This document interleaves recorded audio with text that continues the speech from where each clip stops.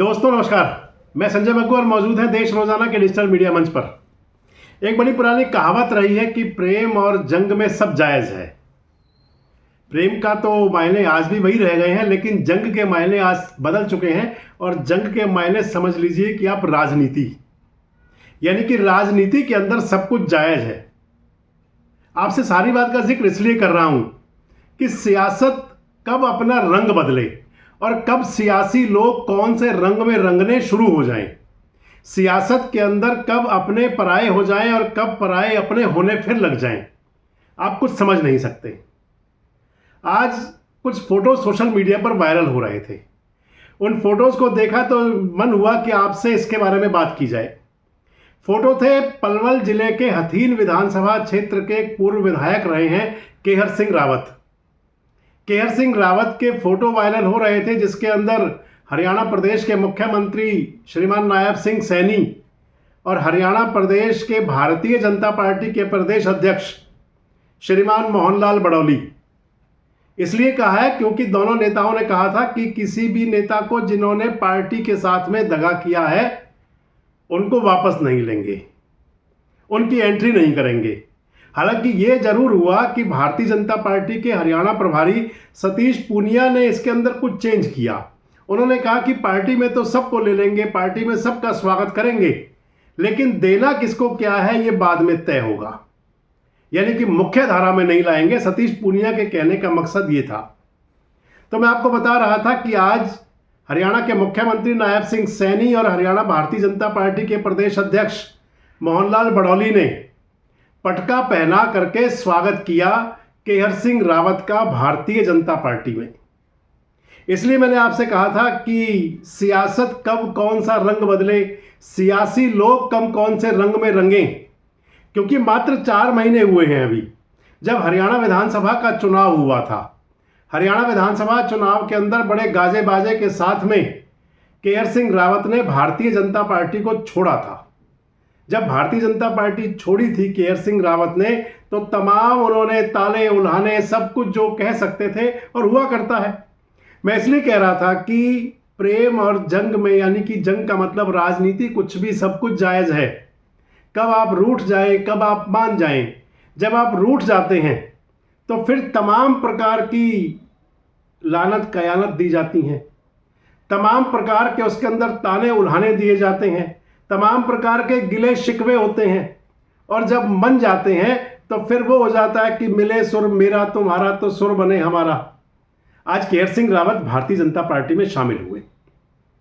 आपको बताता चलूं कि केहर सिंह रावत हथीन विधानसभा क्षेत्र के रावतपाल के नेता हैं, रावतपाल से आते हैं। एक विधानसभा चुनाव उन्होंने पहला लड़ा था, उस चुनाव को हार गए थे 2009 में। 2014 में उन्होंने इंडियन नेशनल लोकदल के टिकट पर ही फिर से विधानसभा का चुनाव लड़ा था, चुनाव जीत गए थे। 2014 में विधायक बने, तो विधायक बनने के बाद में 2014 से 19 का वो टर्म पूरा नहीं किया इंडियन नेशनल लोकदल के साथ, क्योंकि बुरे दिन आ गए थे इंडियन नेशनल लोकदल के। नजर लग गई थी इंडियन नेशनल लोकदल को, और वो लोकदल पार्टी चौधरी देवीलाल का परिवार 2 हिस्सों में बंट गया था। पार्टी के नेता और कार्यकर्ता पार्टी से यूं छोड़ छोड़ के गए थे कि जैसे कहा करते हैं ना, पुरानी कहावत है, जिंदगी मिलेगी ना दोबारा। तो इस लिहाज से इस तरीके से पार्टी के नेताओं ने इंडियन नेशनल लोकदल को छोड़ना शुरू किया था। केहर सिंह रावत भी छोड़ गए थे इंडियन नेशनल लोकदल को, शामिल हो गए थे भारतीय जनता पार्टी में। 2019 के विधानसभा और लोकसभा चुनाव से पहले ही भाजपा में चले गए थे। बड़ी उम्मीद से गए होंगे कि टिकट मिलेगी। 2019 में टिकट मिला नहीं। 2019 से 24 तक भारतीय जनता पार्टी में रहे। कभी हाँ कभी ना, कभी रूठना, कभी मनाना, कभी गिला, कभी शिकवा, कभी उलाहना, कभी ताना, सब कुछ चलता रहा। 2024 के लोकसभा चुनाव से पहले भी नाराज हुए थे, बहुत नाराज थे। मनाया था बाद में कृष्णपाल गुर्जर ने, मान भी गए, पार्टी में साथ भी रहे। लेकिन जब विधानसभा चुनाव की टिकट बंटने लगी तो भारतीय जनता पार्टी ने बजाय केहर सिंह रावत के, जो रावतपाल के नेता हैं, बजाय केहर सिंह रावत की तरफ ध्यान देने के, उन्हीं के गांव के मनोज रावत को टिकट दे दिया। केहर सिंह रावत के गांव के ही मनोज रावत को जब टिकट मिल गया विधानसभा का, तो फिर केहर सिंह रावत नाराज हो गए, गुस्सा हो गए, और मैंने जो बताया उनका जो प्यार था वो एकदम से तकरार में बदल गया। जो भाजपा के प्रति उनका मोह था वो निराशा में बदल गया, और ऐसा निराशय हुआ कि छोड़ दिया भारतीय जनता पार्टी को। तमाम लानत खयानत, गिले शिकवे, ताने उल्हाने सब जो मैं आपको बता रहा था देते हुए, जो कह सकते थे वो कहा, और एप्पल लेकर के, सेब का निशान लेकर के विधानसभा चुनाव के मैदान में कूद गए। हम तो डूबेंगे सनम, तुम्हें साथ लेकर डूबेंगे।